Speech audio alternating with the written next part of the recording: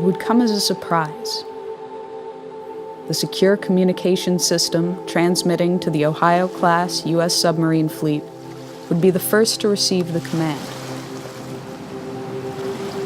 Patrolling both the Atlantic and Pacific Oceans, they are undetected.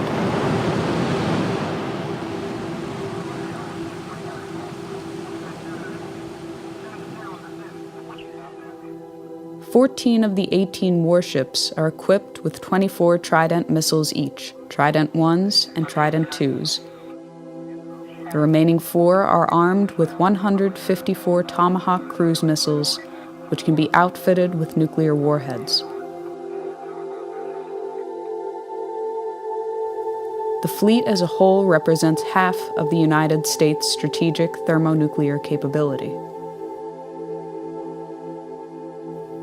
A single Trident II missile is equipped with up to 8 nuclear warheads aboard a multiple independently targetable re-entry vehicle, or MIRV. A single W-88 warhead delivers the equivalent of 475 kilotons of TNT. In the case of a full deployment, the United States could unleash over 400 such missiles with between 6 and 8 warheads each.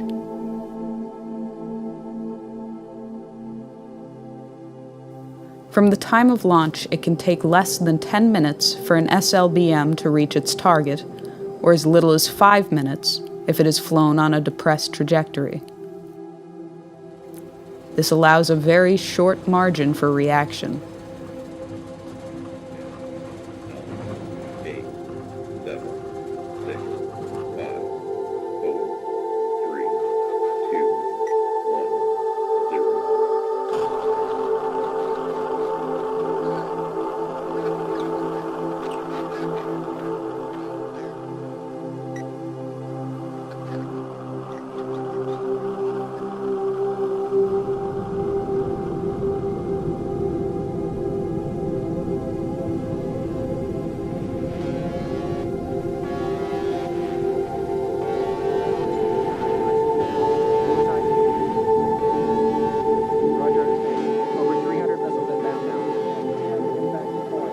Early warning radar systems in Russia, China, and elsewhere immediately detect the missile plume. They can determine the trajectory and intended target of the missiles.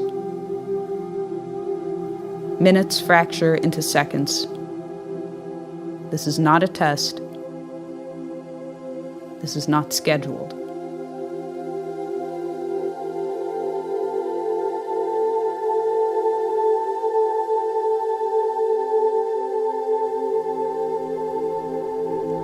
Russian nuclear command and control systems, carried over from the Soviet era, leave little time to opt out or delay a full-fledged response.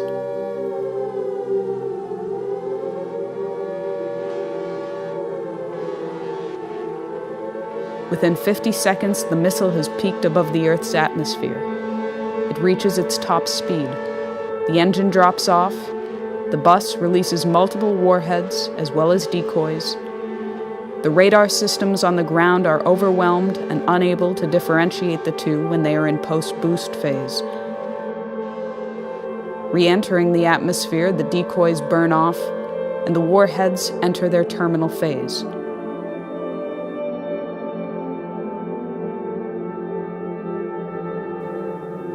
It will be less than 180 seconds before they touch down.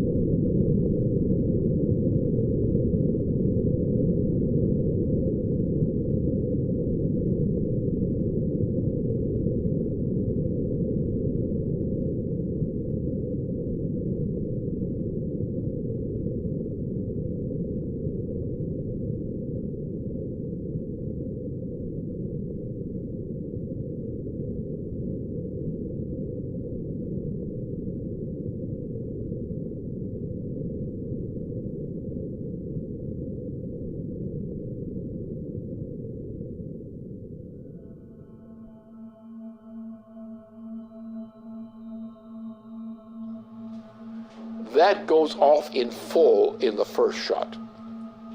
Now you have in the submarines, you have the warheads you have not yet discharged. Those go along the way as a second wave. After that, you're pretty much out of weapons. After which, most everybody is dead. Most logistical systems are dead, non-functional. You have a situation where the effect of this kind of firing creates a continuing effect which may go for several years. Now, instead of having one bomb, which is it's a nuclear super bomb with thermonuclear implications. Now, imagine you have the same kind of thing, or less, and you have not one big bomb. You have a whole barrage of such things.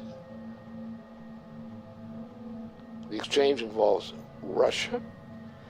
It involves China, which has a very significant thermonuclear arsenal.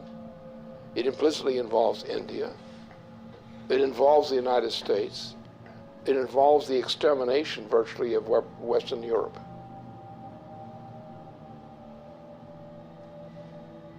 And this is what Obama represents.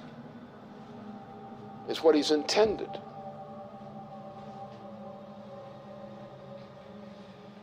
This is the end of civilization.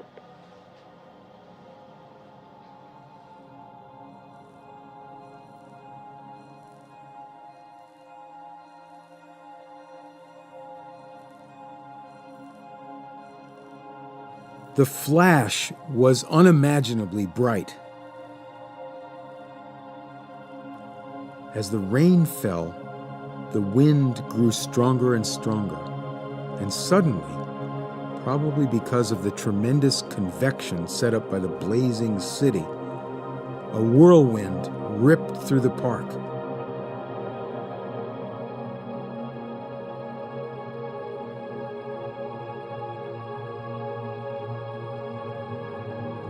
They all felt terribly thirsty, and they drank from the river. At once they were nauseated and began vomiting, and they retched the whole day. Others were also nauseated, probably because of the strong odor of ionization and electric smell given off by the bomb's fission. It was very crowded, and to distinguish the living from the dead was not easy, for most of the people lay still with their eyes open. You reached down and took a woman by the hands, but her skin slipped off in huge glove-like pieces. Those who had their faces upturned when the bomb went off, they were all in exactly the same nightmarish state. Their faces were wholly burned. Their eye sockets were hollow. The fluid from their melted eyes had run down their cheeks. Their mouths were mere swollen, pus-covered wounds, which they could not bear to stretch enough to admit the spout of a teapot.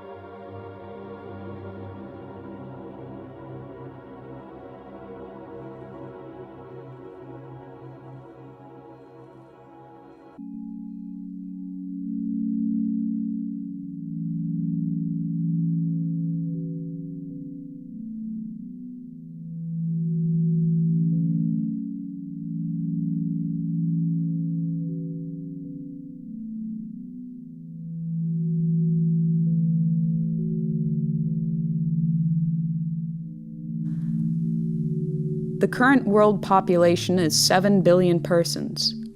The current global nuclear arsenal is approximately 5,000 megatons. After a full nuclear exchange and the immediate loss of life at the points of direct impact and surrounding fallout zones, the ongoing environmental, climatic, and social consequences continue for years. The dust and soot picked up from fires, burning cities, and other target sites has been compared to a volcanic eruption, but far more long-lasting. A regional nuclear conflict, employing only 0.3% of the global nuclear arsenal, would potentially result in 1 to 5 million metric tons of black carbon that would be spewed into the Earth's atmosphere.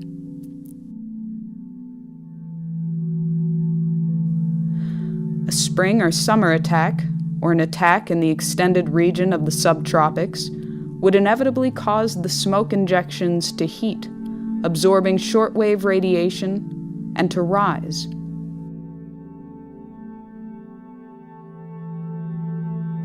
Within a week, what is not washed out immediately in black rain has risen through the troposphere and into the upper stratosphere, where it will remain for many years.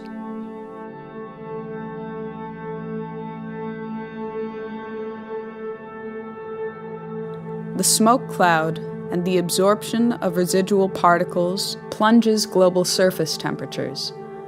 While a regional nuclear exchange could result in global surface temperatures decreasing by 2 degrees Celsius, a large-scale nuclear conflict could alter these temperatures by -7 degrees or more.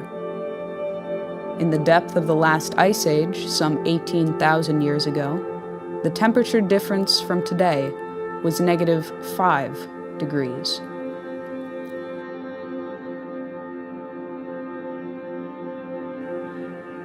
Famine for billions of people far from the target zones would be the result of a -2 degree change. Growing seasons would be shortened by nearly 3 weeks, wiping out crops. A change in 5 degrees would sufficiently ruin Canadian agriculture entirely. If world grain reserves were not destroyed in the initial exchange, reserves would last for 71 days, with little, if any, means of transportation.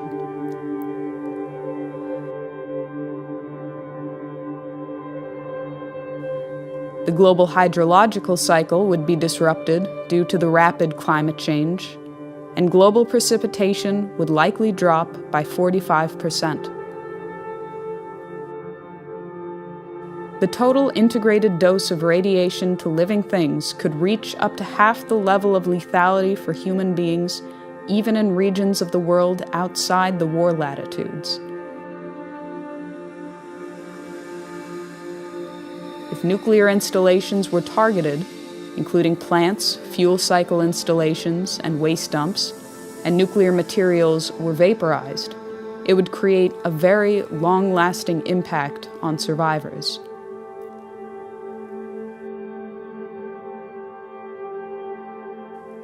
These are only the projected consequences, but it has been said that the effects of a nuclear war that cannot be calculated are just as important as those for which estimates exist. Both, however, are subject to very large uncertainties. These estimated consequences have, so far, survived the scrutiny of scientists in the East and West for the past 30 years.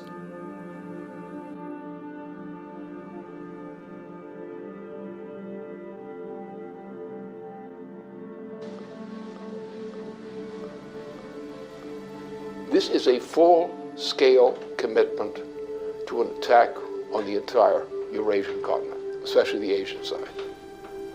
And it's a military operation with a full panoply of every kind of weapon for general, essentially a nuclear warfare capability, with all components, submarines, various kinds of ships, a vast accumulation of U.S. troops in that whole region, with auxiliary side in. You're looking at World War III, and nothing less than that.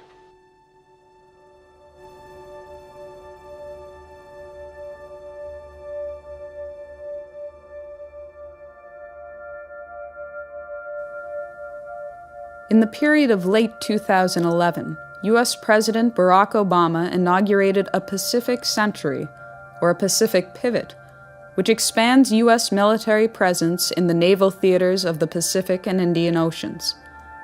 This expansion has been seen as an attempt to contain China and erode its regional sovereignty by building up a presence in bordering territories.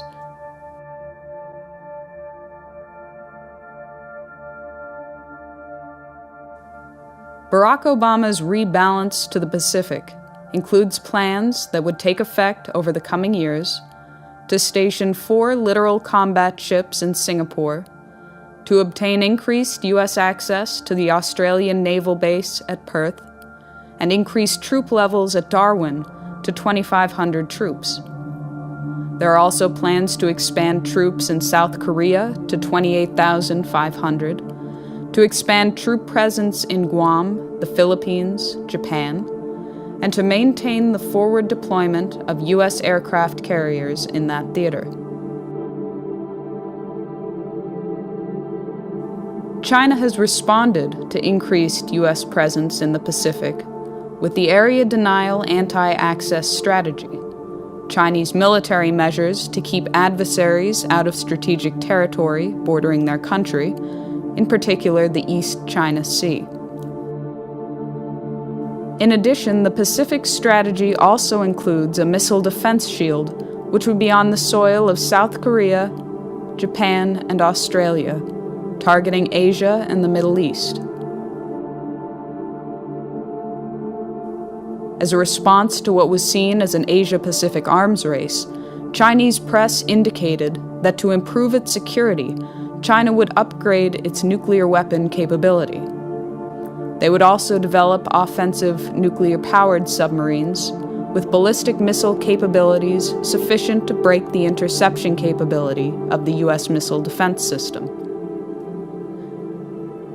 In the spring of 2012, there was further warning that an overarching missile defense system would force China to change its long-held nuclear policy, that China would revisit its policy of no first use and, if threatened, would consider an offensive nuclear strike. We've begun a review that will identify our most important strategic interests and guide our defense priorities and spending over the coming decade. So here's what this region must know. As we end today's wars, I have directed my national security team to make our presence and mission in the Asia-Pacific a top priority.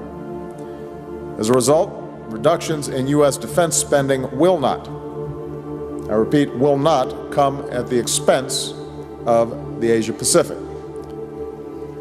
My guidance is clear. As we plan and budget for the future, we will allocate the resources necessary to maintain our strong military presence in this region.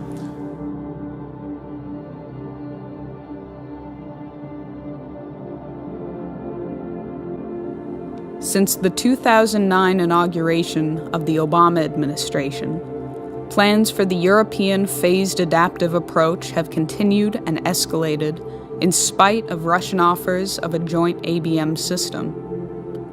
In May 2012, NATO announced that Phase 1 of that system was operational.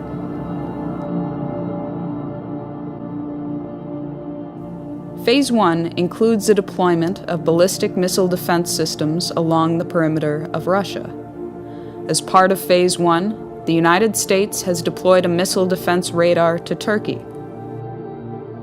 As of March 2011, an Aegis ship with BMD capabilities was deployed to the Mediterranean Sea, where it currently maintains a presence. An agreement was reached with Romania to host a U.S. land-based BMD interceptor site. Agreements were also reached with Poland to host a similar site. The existing naval facility in Rota, Spain, also agreed to host 4 U.S. Aegis destroyers, each with BMD capabilities and equipped with Tomahawk missiles able to deliver both conventional and nuclear warheads.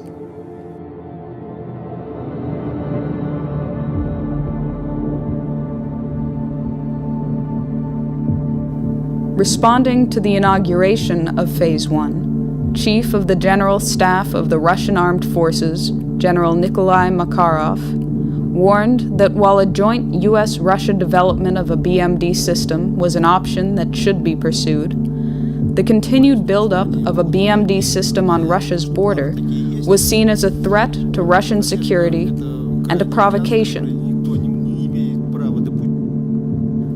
The military would, therefore, consider a preemptive strike against the sites from Kaliningrad using Iskander missiles, truck-mobile, nuclear-capable tactical missiles with a range of up to 400 kilometers. Размещение новых ударных вооружений на юге и северо-западе России. Для огневого поражения комплексов противоракетной обороны, включая развертывание ракетного комплекса «Искандер» в Калининградской области, представляет собой один из возможных вариантов разрушения инфраструктуры ПРО в Европе. С учетом дестабилизирующего характера системы ПРО, а именно создание иллюзии нанесения безнаказанного разоружающего удара, принятие решения об упреждающем применении имеющихся средств поражения будет приниматься в период обострения обстановки.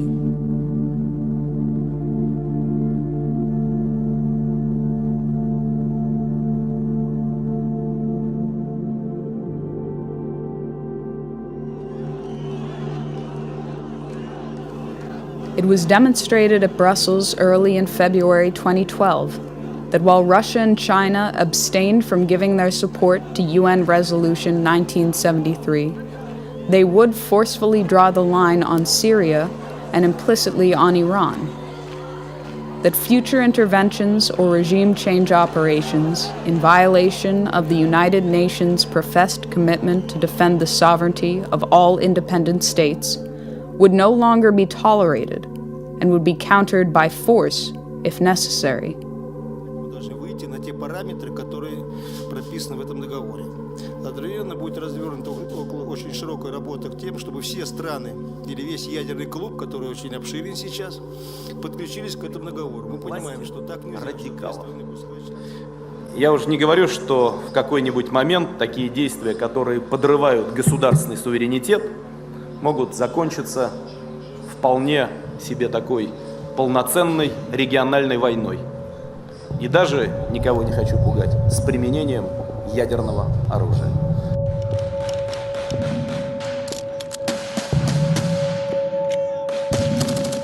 In a speech before the 18th General Assembly of the United Nations, President John Kennedy warned even little wars are dangerous in a nuclear world.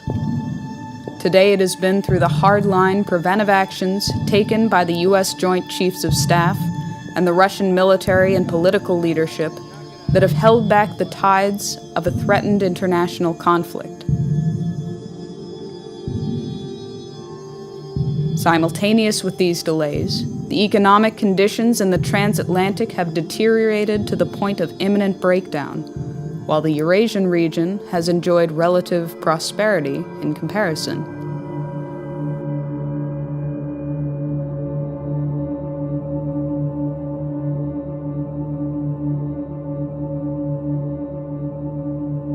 Since the hyperinflationary measures started in 2008 and continue unabated to this day, the transatlantic economies are in ruins and no longer maintain the semblance of economic power they had 30 years ago.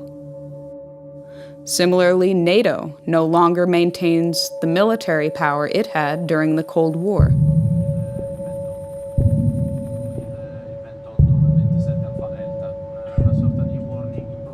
Only the United Kingdom, France, and the United States, among the NATO countries, maintain their own nuclear arsenal. France is believed to have a nuclear stockpile of 300 warheads.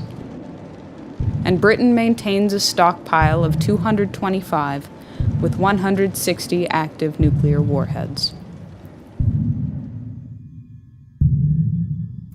Britain, France, and the United States, after their cooperative mission to eliminate the Libyan head of state, are currently the most emphatic to end the regime of Bashar al-Assad in Syria, despite the line drawn by Russia.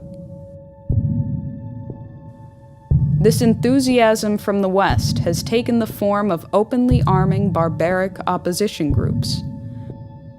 They've claimed the right to enforce humanitarian intervention policies of the type championed by Iraq War architect Tony Blair.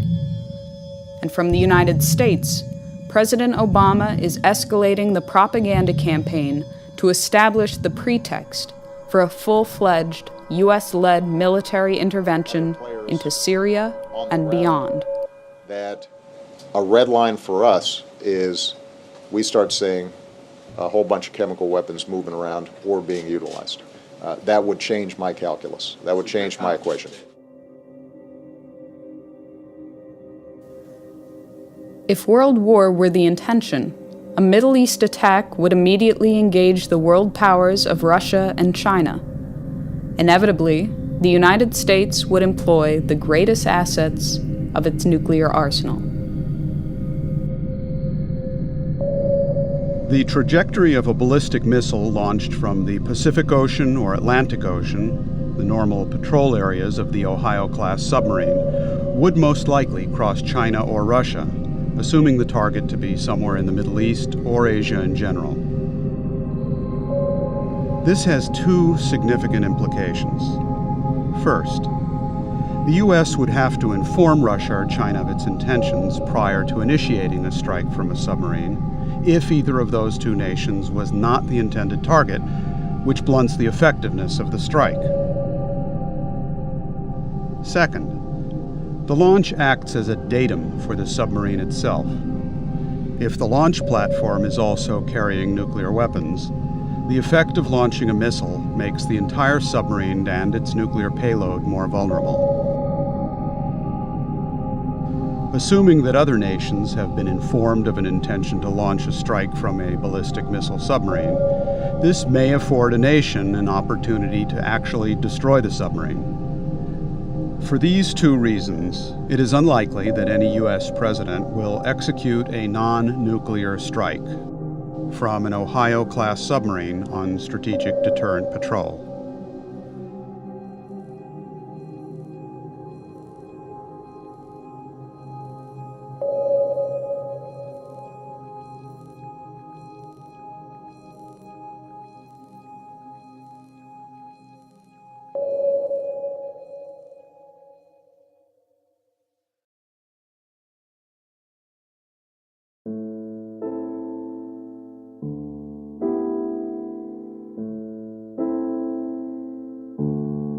At the commencement of the August 1983 Erice Conference on the technological basis on which to build peace, Chairman Antonino Zikiki spoke of the consequences to humanity and the planet as a whole if a personality came on the scene foolish enough to provoke a worldwide thermonuclear confrontation. He warned that in history, fools have never been lacking. Sooner or later, in 10, 20, or maybe 100 years, a fool will come forth. When the fool appears on the scene, mankind will find itself with hundreds of millions of dead, with the ozone layer destroyed by 50%, with the average temperature of the planet lowered by at least 7 degrees, with an enormous amount of radioactivity about, and with mountains of ashes instead of the vast treasures accumulated in centuries of laborious and intelligent activity in all parts of the world. When dealing at the level of thermonuclear war, these decisions ultimately fall to the personalities of the heads of state involved.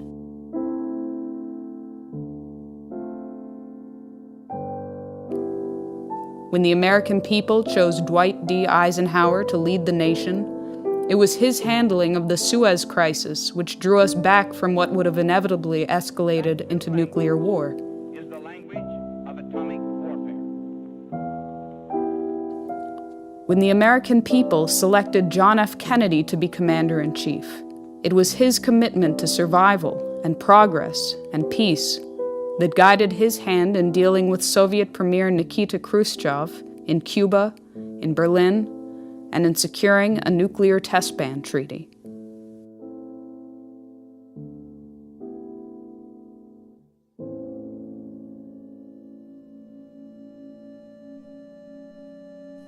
Today, the American people have chosen Barack Obama, who, at the earliest phase of his presidency, was already moving the apparatus into place that could and would trigger a worldwide nuclear holocaust. Obama, on his part, is clinically insane. His state of mind, as manifest, is that of a clinically insane person. And it's a clinical insanity of the neurotype. So therefore, he is in a mood and on a road toward his own self-annihilation, whether as a personality or even more drastic measures. That is coming. This man is a type who's capable of suicide. This may be the first clear suicide case in the U.S. presidency. He's in the direction of getting there. Whether he actually gets there, the fact remains he's now developing rapidly in that direction.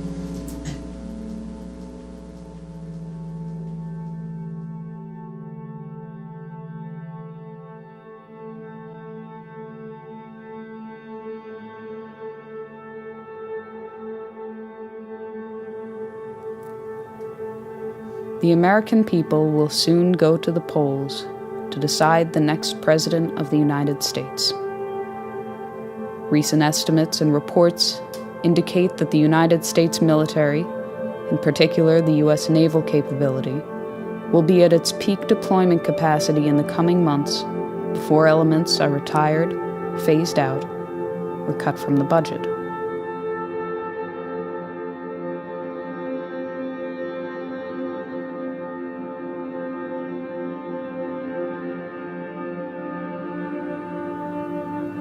If ever there were a time to launch an attack, it would be now, in these coming months.